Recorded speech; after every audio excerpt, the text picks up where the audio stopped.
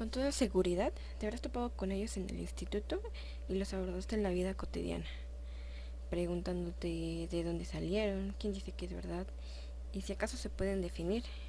Hablamos de los números reales. Para definir a los reales es necesario definir antes otros conceptos que resultan bastante extraños. Por esta razón, primero hablaremos de otros números que son más familiares, los números naturales, y se representan simbólicamente con una n. Es su definición menos confusa debido a que los ocupamos para contar cosas como el tiempo, los días, vacas, animales, en general cosas con las que nos relacionamos todos los días. En la escuela nos presentaron una recta que está asociada geométricamente a los números naturales y que resulta bonita y visual para el aprendizaje. La recta está dividida en muchos pedacitos de igual longitud a los que asignamos números en orden. El 1 va detrás del 2, el 2 el 3 y así sucesivamente. Justo a esto nos referimos, a que están en orden. Una pregunta que podemos abordar es, ¿habrá un momento en que sea imposible avanzar hacia la derecha? Es decir, que al llegar por ejemplo al 80, ¿notaremos que este número es el último que pertenece a nuestro conjunto? La respuesta es no. La recta es infinita si avanzamos hacia adelante. Hay una discusión que es muy interesante sobre el tema del infinito y lamentablemente no la discutiremos aquí y quizá en otro video. Un personaje importante en esta discusión es Aristóteles, que fue un filósofo, polímata y científico de la antigua Grecia. Él nos habla sobre el infinito en potencia para responder a la cuestión anterior. Argumenta que el infinito no es un número como tal, esto debido a que no lo podemos representar y decir que hay algo infinito. Como conclusión, el infinito no existe en acto, en cambio puede existir en potencia, pues podemos suponer e imaginar. Decimos que los naturales son infinitos en potencia, entonces, o otra forma de decirlo es que no tienen una cota superior. Y aquí está la primera palabra extraña, una cota superior, pero que es bastante importante, en especial para los propósitos del video. Por eso vamos a retomarla y la vamos a definir de la manera correcta al final del video. Después se nos presenta un conjunto mayor, el de los enteros, que se representa con una z. Vamos a tomar el ejemplo anterior de la recta y justo en el 0 vamos a imaginar que hay un espejo para que de esta manera se refleje la recta, con la excepción de que ahora en vez de los naturales en las divisiones vamos a poner números negativos, es decir, el -1, el -2 y así sucesivamente. Estamos definiendo entonces los enteros como el conjunto formado por los naturales más los números negativos. Hablamos ahora de otros números, los racionales, que se representan con una Q. Tomamos un ejemplo muy random. Sabemos, y si no ahora lo sabes, que las imágenes se forman por imágenes más pequeñitas llamadas píxeles, y que en conjunto nos permiten visualizar la imagen. Volviendo a la recta, notemos que a cada división se le asocia un número y en ellas hay puntos que pertenecen a la recta. Así, en su totalidad, la recta está formada por una asociación continua de puntos. Sería entonces plausible que hay otros números asociados a cada punto, y estos puntos serán finitos o infinitos. Los racionales se definen como aquellos de la forma P entre Q con P y Q enteros y Q diferente de 0. En la escuela a esto le llamábamos una fracción. Algunos ejemplos son un tercio, que la calculadora nos dice que es igual a 0.33. Según la capacidad de la calculadora, pues el 3 debería continuar. Tenemos también el 3 octavos, que es igual a 0.375 y notamos que tiene una representación decimal finita. Un séptimo, que es igual a 0.142857, y justo estos números son un patrón que caracteriza la fracción. Entonces aquí justamente un séptimo y un tercio son periódicos. Como último peldaño tenemos a los irracionales, que se pueden representar con una i.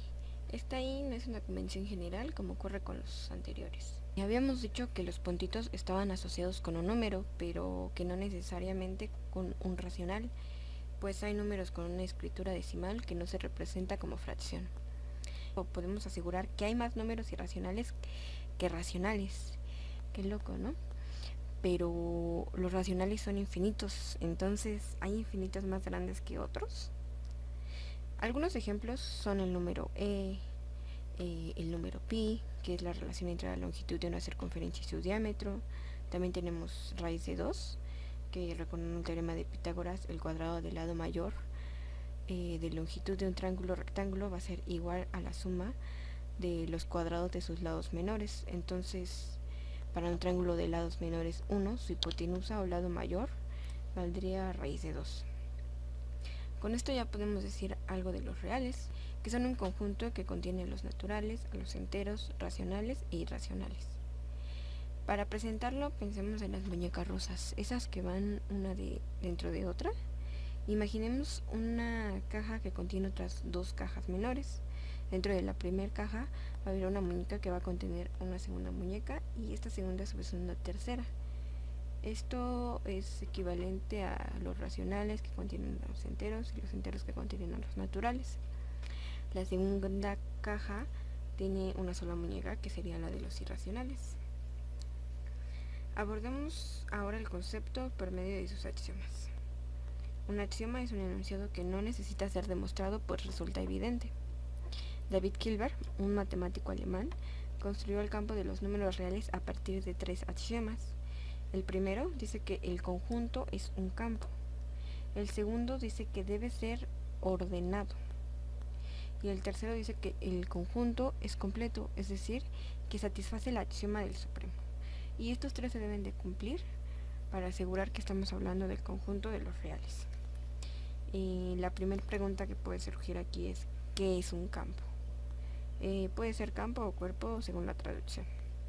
Y se define de manera abstracta, pues pertenece a la disciplina de las matemáticas, el álgebra en específico. Y es un cuerpo se define como una estructura con dos operaciones y que cumple ciertas características.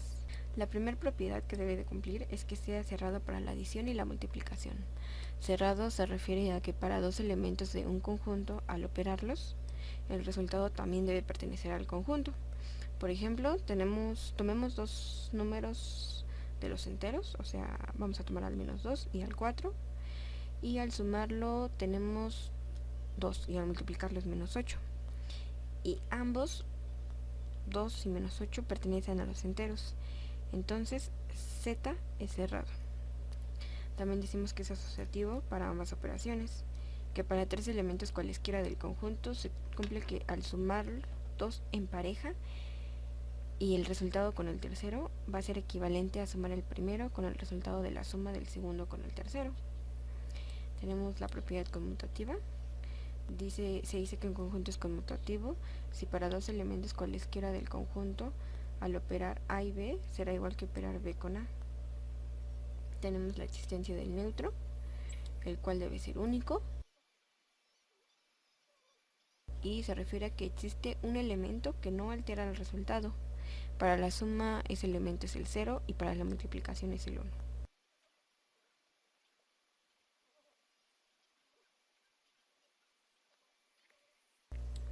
La siguiente propiedad es la existencia del inverso, y se dice que es un inverso, es un elemento que al operarlo obtenemos el elemento neutro de la operación. Para la suma, si hay un elemento A, debe de existir menos A.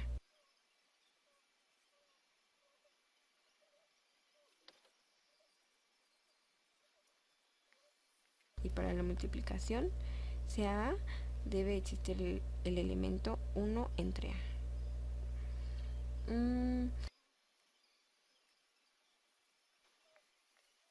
Por último, tenemos la propiedad distributiva respecto a la suma. Si tenemos A por B más C, va a ser equivalente a A por B más A por C. Vamos a tomar otra vez los elementos de Z, tomamos 2 y menos 3, y al operarlos de ambos lados de la igualdad, el resultado es 4. Quizá la mayoría de estas propiedades parecen obvias, pero es fundamental que se cumpla, pues las matemáticas se han construido sobre estos pilares. El segundo axioma es la del orden. Y como ya habíamos visto en la recta, esto se refiere a una comparación entre dos elementos y que en general solo se va a cumplir que es A va a ser menor que B, o B va a ser menor que A, o en el último caso A es igual a B. El último axioma es el del supremo, pero antes de definirlo necesitamos familiarizarnos con qué es una cota superior. Prometimos que vamos a regresar a esto y aquí lo tenemos. Formalmente decimos que existe un m que pertenece a los naturales, tal que para todo x de un conjunto x es menor o igual a m. Al igual que la simbología n, z y r, usamos simbología para otras palabras. Vamos a poner un ejemplo para que sea más fácil entenderlo. Definimos al conjunto A, que está formado por elementos de la forma 1 entre n, con n perteneciente a los naturales, es decir, 1, un medio, un tercio, etc. Son elementos que pertenecen a A. En este caso, A tiene una cota superior y es 1.